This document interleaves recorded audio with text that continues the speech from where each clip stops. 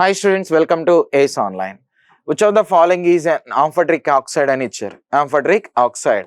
యాక్చువల్గా amphoteric oxide అంటే both acidic and basic nature అనేటువంటిది ఉండాలి. Acidic next basic nature. Okay, అంటే జనరల్గా యాసిడ్స్తోనూ రియాక్ట్ అవ్వాలి, నెక్స్ట్ బేసిస్ ఇలాంటి వాటితో కూడా రియాక్ట్ అవ్వాలి. అలాంటి ఆక్సైడ్స్ని ఏమంటారంటే, లేదా ఆ టైప్ ఆఫ్ కెమికల్స్ని ఆంఫోటరిక్ నేచర్ ఉందన్నట్టుగా చెప్తాం. అయితే ఇక్కడ ఇచ్చినటువంటి వాటిలో కార్బన్ డైఆక్సైడ్ అంటున్నాడు. CO2 అనేటువంటిది ఇక్కడ ఇచ్చినటువంటి కార్బన్ అనేది నాన్ మెటల్ ఆక్సైడ్ ఎప్పుడు కూడా ఏ నేచర్ ఉండాలి, ఎసిడిక్ నేచర్ అనేది ఉండాలి, కాబట్టి ఇది యాసిడ్. నెక్స్ట్ మెగ్నీషియం ఆక్సైడ్ అనేటువంటిది ఇచ్చారు. మెగ్నీషియం అనేది ఒక మెటల్, దాని ఆక్సైడ్ అనేది ఏమవుతుందంటే బేస్ అనేటువంటిది అవుతున్నాయి. నెక్స్ట్ ఐరన్ ఆక్సైడ్ FeO అనేటువంటిది ఇచ్చారు. ఇది మెటల్ యొక్క ఆక్సైడ్ కాబట్టి మోస్ట్లీ ఇది ఎసిడిక్ నేచర్ని ఇది బేసిక్ నేచర్ని ఎగ్జిబిట్ చేస్తున్నాయి.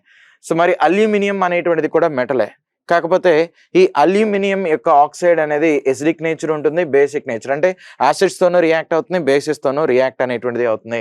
కాబట్టి ఆప్షన్ డి అనేటువంటిది ఏదైతే ఉందో దీన్ని రైట్ ఆన్సర్గా తీసుకుంటాం. అంతేకాకుండా జింక్ ఆక్సైడ్ ఇది కూడా ఆంఫోటరిక్ నేచర్ అనేటువంటిది ఉంటుంది.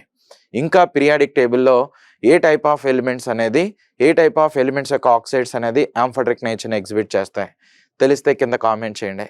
Thank you.